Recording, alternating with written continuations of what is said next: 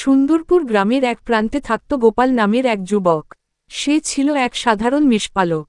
প্রতিদিন ভোরে সে তার ভেড়ার পাল নিয়ে পাহাড়ি বনপথ ধরে চলে যেত দূরের সবুজ মাঠে।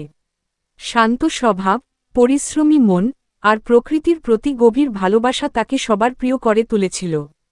তবে তার হৃদয়ে লুকিয়ে ছিল একাকিত্বের গভীরতা, যা কেবল সে নিজেই জানত। একদিন গ্রীষ্মের দুপুরে গোপাল তার ভেড়াগুলোকে এক ছায়াঘেরা জঙ্গলে নিয়ে গেল। হঠাৎ সে শুনতে পেল পানির কলকল শব্দ। কৌতূহলে সে এগিয়ে গিয়ে দেখে একটি ছোট ঝর্ণার ধারে বসে এক অপরূপা রমণী কাঁদছে। তার গায়ে সোনালি নরম আবরণ, মাথার চুল রূপোর মতো ঝলমল করছে। গোপাল বিস্ময়ে জিজ্ঞেস করল, তুমি কে? এখানে একা বসে কাঁদছ কেন?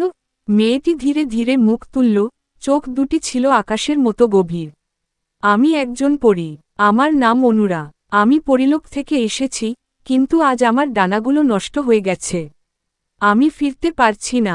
গোপাল ভেবে পেল না কি বলবে।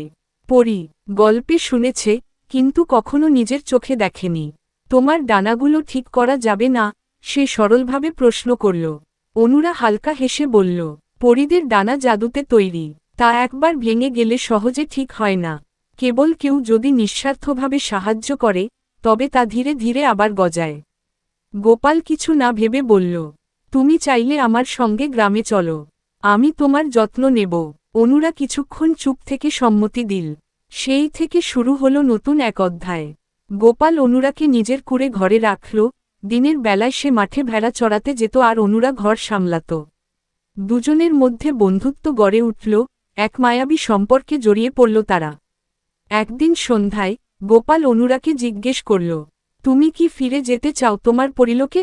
অনুরা দীর্ঘশ্বাস ফেলে বলল, পরী হতে ভালো লাগে, কিন্তু এই পৃথিবীর মাটির গন্ধ, মানুষের আন্তরিকতা, এসব খুব আপন মনে হয় এখন। গোপাল চুপ করে থাকল। তার মনে তখন অদ্ভুত এক টানাপড়েন। সে চায় অনুরা তার সঙ্গেই থাকুক, কিন্তু সে জানে অনুরার আসল জায়গা এই পৃথিবী নয়। দিন পেরোতে লাগল। অনুরার ডানাগুলোর চিহ্ন ধীরে ধীরে ফিরতে শুরু করল। একদিন সে বলল, তোমার নিঃস্বার্থ ভালোবাসায় আমার ডানাগুলো আবার গজাতে শুরু করেছে।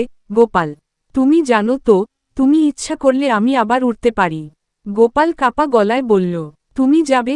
অনুরা হাসল, তবে চোখে জল ছিল।